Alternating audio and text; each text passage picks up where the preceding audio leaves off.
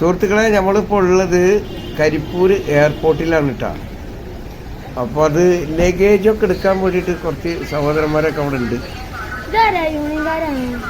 ആ നീല യൂണിഫോം ഉള്ളതാണ്. യൂണിയൻകാരല്ല, അതവിടെ ലഗേജ് അങ്ങനെ പാസഞ്ചർ വരുമ്പോൾ ഫാമിലി ആയിട്ടും കുറേ ആളുകൾ ഒറ്റക്കൊക്കെ സാധനം കൂടുതലൊക്കെ ഉണ്ടാവുമല്ലോ. ഈ സാധനം ഇല്ലെങ്കിലും ഈ സുഹൃത്തുക്കൾ അവിടെ വരും. വെറുതെ നിൽക്കും വരില്ല. അപ്പൊ ദുബായിൽ നിന്ന് ഗൾഫിൽ നിന്ന് എവിടുന്നും ഇന്ത്യക്ക് പുറത്തുനിന്ന് പാസഞ്ചർ വരുമ്പോൾ ലഗേജ് എല്ലാം കണ്ടാൽ അവർ വളരെ മര്യാദക്കാണ് വരുന്നത്.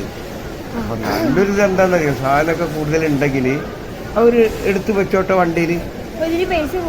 പൈസ നിങ്ങൾ എത്രയോ രൂപ ചെലവാക്കിയിട്ടാണ് ഗൾഫിലേക്ക് വരുന്നത്. ഇന്ത്യയിലേക്ക് ഒരു 100-200 കൊടുത്താൽ എന്താ നഷ്ടം? ഒരു പുണ്യല്ലേ, അവർക്കൊരു ജോലിയല്ലേ.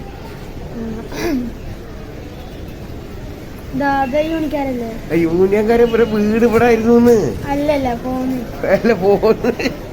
സത്യാണ്. ഞാൻ അവരെ സംസാരിച്ചിരുന്നു രാവിലെ. അവരെ വീട് വെച്ചാൽ ഈ കരിപ്പൂർ എയർപോർട്ട് വരുന്ന മുമ്പ് അവരെ വീടൊക്കെ ഇവിടെ ആയിരുന്നു. ഹൈവേയിൽ കണ്ടില്ലേ, കുറെ സ്ഥലം എടുത്ത് സർക്കാർ വലിയ പൈസ എല്ലാം കൊടുത്ത് അവർ വേറെ വീടൊക്കെ എടുത്ത് സെറ്റപ്പ് ആയി പോയില്ലേ. അത് ഇവരെ വീട് ഇവിടെ ആയിട്ട് ഇവർക്ക് പൈസ എല്ലാം കൊടുത്ത് ഇവര് അപ്പുറത്തൊക്കെ വീടെടുത്ത് സെറ്റായെങ്കിലും എയർപോർട്ടിൽ ഇവർ വരും. ഇവർക്ക് ഇവിടെ നിൽക്കാനുള്ള ബാഡ്ജും കാര്യങ്ങളും അനുമതിയൊക്കെ ഉണ്ട്. കാരണം അങ്ങനെ പരിഗണന സർക്കാരിൻ്റെ ഭാഗത്തുനിന്ന് അല്ലെങ്കിൽ എയർപോർട്ട് അധികാരികളുടെ ഭാഗത്തുനിന്ന് അവർക്ക് ഉണ്ടായതാണ്. അല്ലാതെ അവർ ഇവിടെ പുറത്തു വന്ന ആൾക്കാരൊന്നല്ല.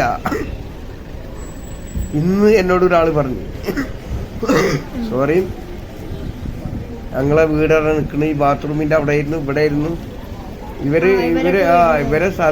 വീടൊക്കെ എടുത്തിട്ടാണ് ഈ എയർപോർട്ട് ഉണ്ടാക്കിയത്. ഇവർക്ക് മാന്യമായ പൈസ കൊടുത്തിട്ടുണ്ട്.